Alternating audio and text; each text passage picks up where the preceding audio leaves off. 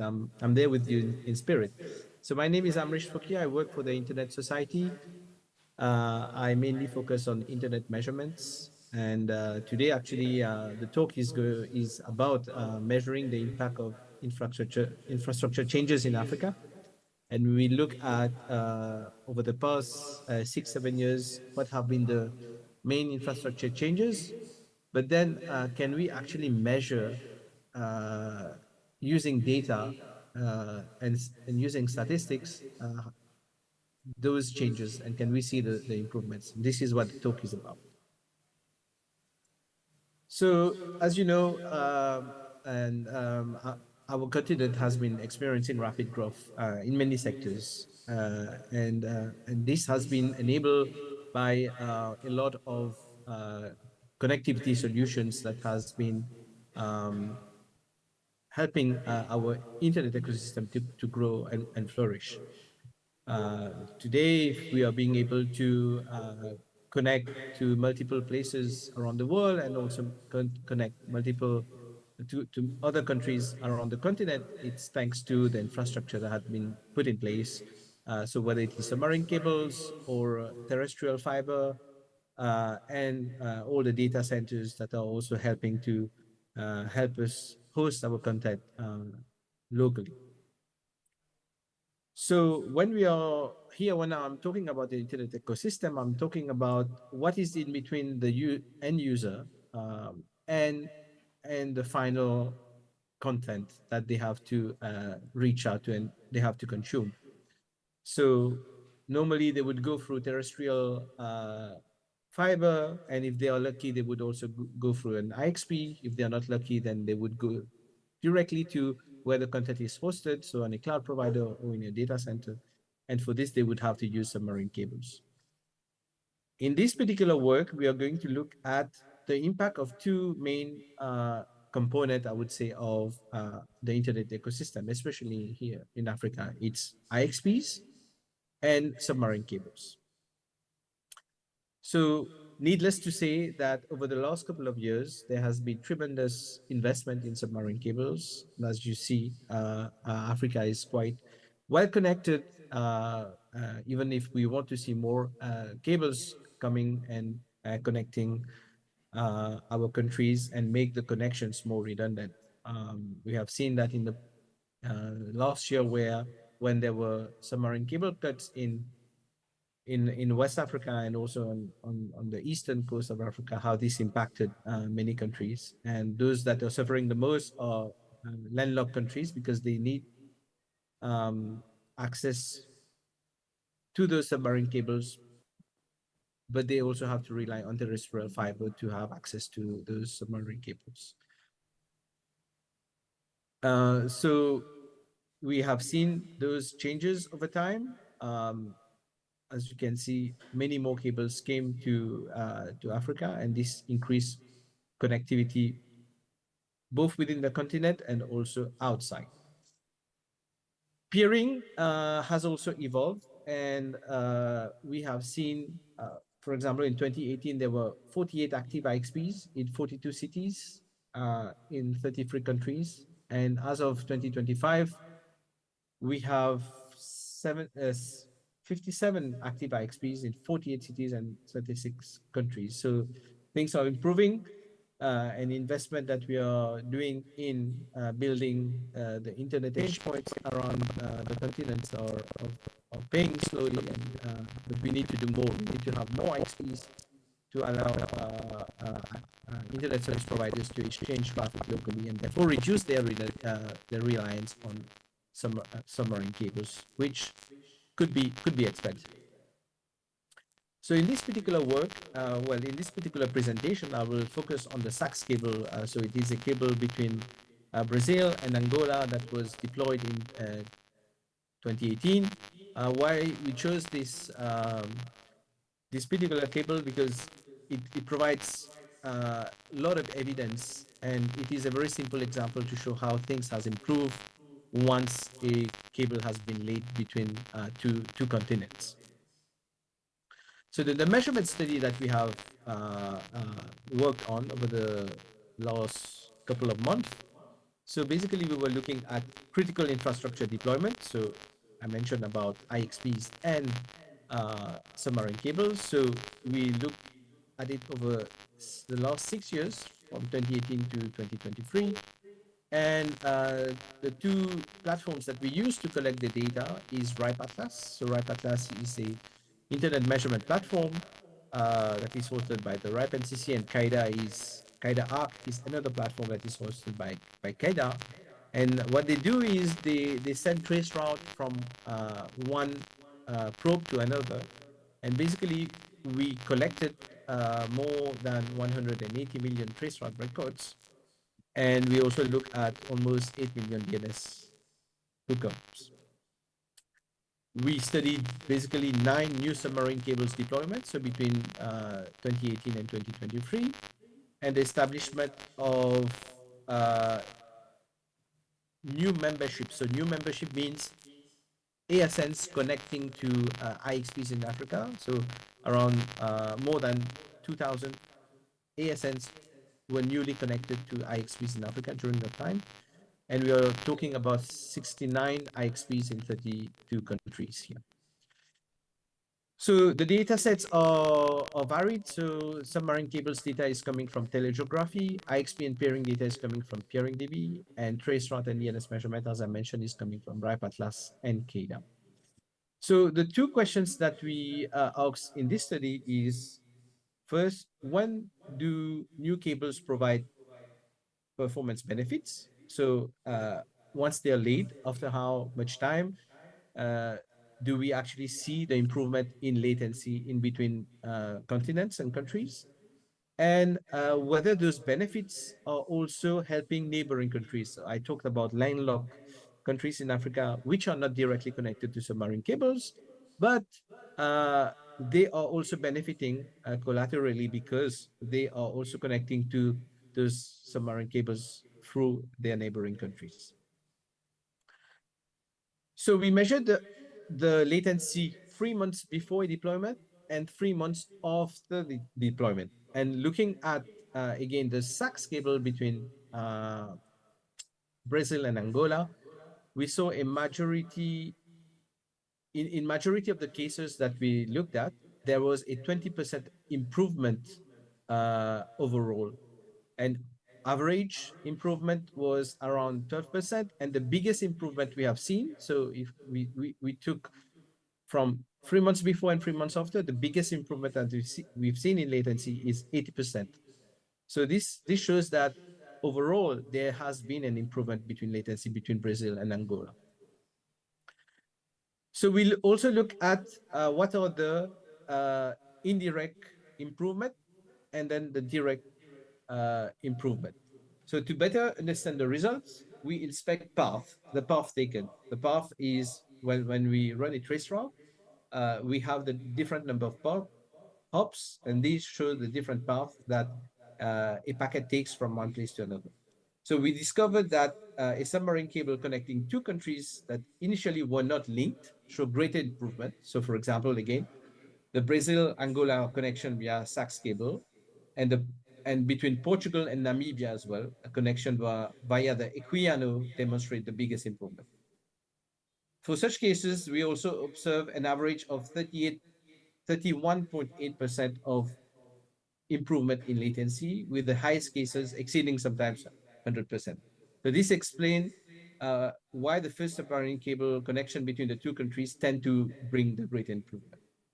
We have another two scenarios where we see the improvement of 6.9% from direct to direct connections, where there is a direct connectivity, and 2.4% for indirect and indirect connectivity. So countries that are not directly connected, so they are indirectly connected, we indeed also see an improvement.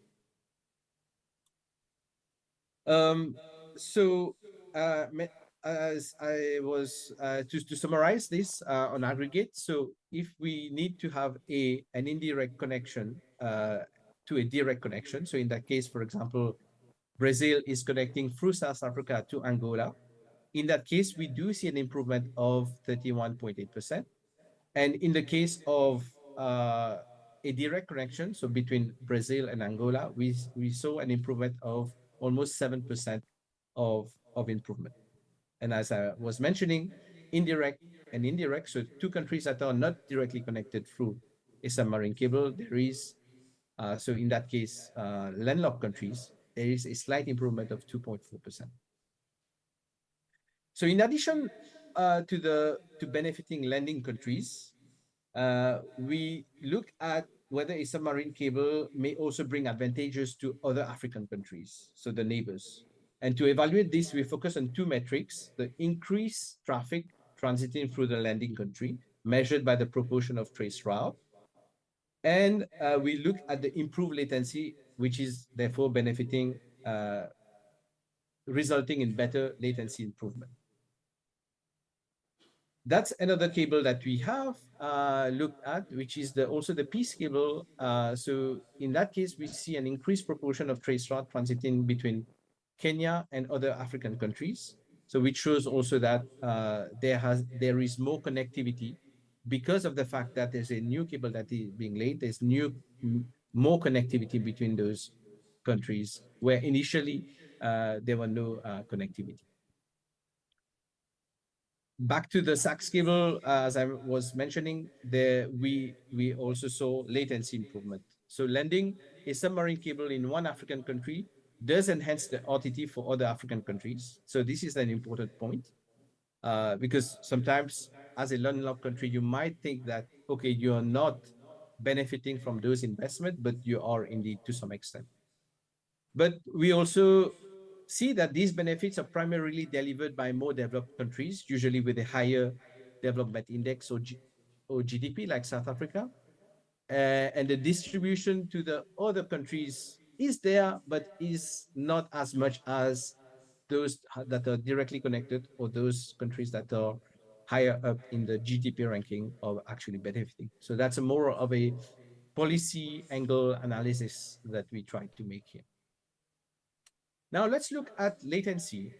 We have been talking a lot the last couple of years about the importance of um, uh, internet exchange points, how this is helping to strengthen the local ecosystem and help internet service providers to interconnect and exchange traffic.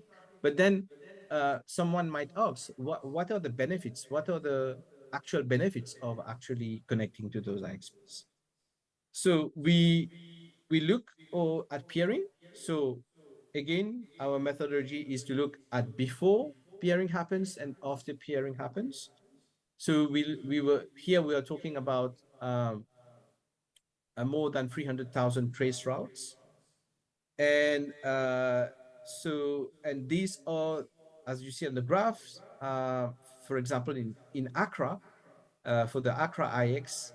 Within Ghana, there has been an improvement. So between the different internet service providers and ASNs in Ghana, there has been an improvement of more than 150% in RTT. So this is great. This is great data that we want to show the policymakers that investing in internet exchange points can help create a better environment and reduce latency for operators. This results in better quality of service and experience for users. So improve localization. So with the help of IXPs means that we see a reduction in the number of trace routes that are going through Europe and then coming back to Africa. So remember, when we talked about IXPs, we say that, okay, this is also helping to reduce what we call traffic detours, so going outside of Africa and coming back. So we have seen that through that study that it reduces dependency on the submarine cables by around 13%. So we could highlight also the inter-country peering, and this often yields larger gains. So around 30% compared to intra-country connectivity, so which is around 6%. But first-time peering provides the biggest improvement, which is around 14%. while repeated peering shows diminishing returns. If we look at the market maturity, we want to explain the difference between a developed market and an emerging market. So in South Africa, gains are modest, also around 5.5%, but in Nigeria, improvement are quite dramatic. We have seen 47% of improvement. So this shows that peering benefits are quite disproportionate in less disproportionately, sorry, higher in less mature markets. So, which means the impact even bigger in some markets, which is interesting to see. So, what are now the impact of path length? So, path length means like what is the number of hops that you have between point A and point B?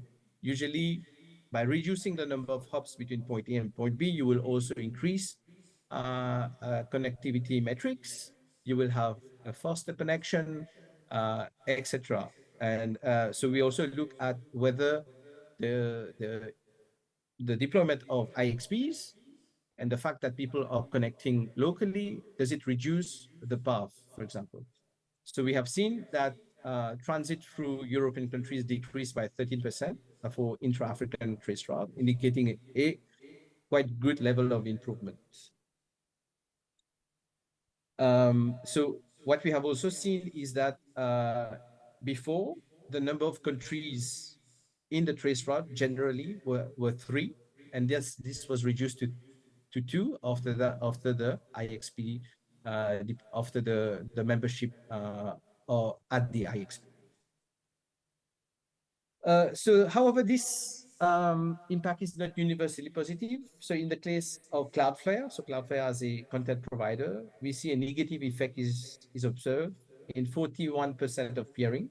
So further investigation shows that there's a substantial decrease because of inter-country peerings, and for example, Cloudflare is not as connected as it is in all African countries. So this shows a little bit of disparity as well. But generally, what we have seen is that there are better latency to those content providers, which is also important because these content providers, whether we like it or not, is posting the majority of content that we consume. So in better latency, in that case, we are looking at DNS response time is better for users. So we want to look at DNS response time at the regional from a regional perspective, and the intra-country peering is good, and it is actually providing the highest DNS resolution time gain of about 13% compared to inter-country, which is around 1%. So it means that resolvers are able to connect to servers that are closer, and this is again helping to reduce overall latency and improve quality of experience for end users. Now let's look into our findings in terms of whether the new submarine cables are helping improvement. So policy should actively encourage local peering, possibly through universal service funds. So we have seen that IXPs as well as submarine cables are improving latency significantly. And also DNS performance is also being improved.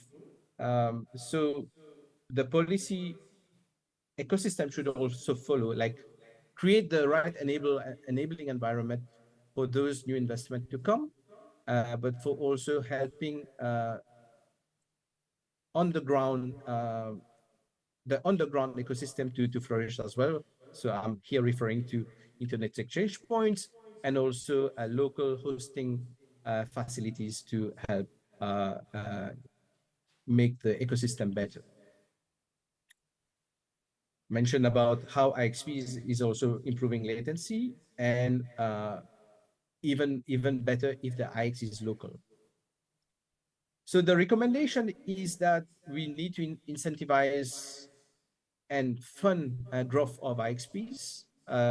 We have seen in some cases that we have started to talk about regional IXPs. So regional IXPs probably is not the solution. What you need to focus on is to really the local ecosystem itself. So focus on your own country peering ecosystem. You don't need to think now about having regional connectivity. Regional connectivity will come by itself when the local ecosystem is strengthened. So we need to invest into new infrastructure on resilience. This comes with, again, having a strong peering ecosystem, which is going to attract, for example, carrier neutral data centers in which we will go and place uh, root server copies, contents delivery network, so on and so forth. And this will strengthen the local ecosystem. And then, of course, we need to investigate what are the future, especially the emerging technologies. What could that bring us impact? Because we are still relying a lot on our home breed data centers to help improve connectivity, but is AI and all those new technologies and going to come and disrupt this ecosystem? So we need to be able to understand and study that. That was my last slide. So I would like to thank you for your attention, and I'm happy to take any question that you might have.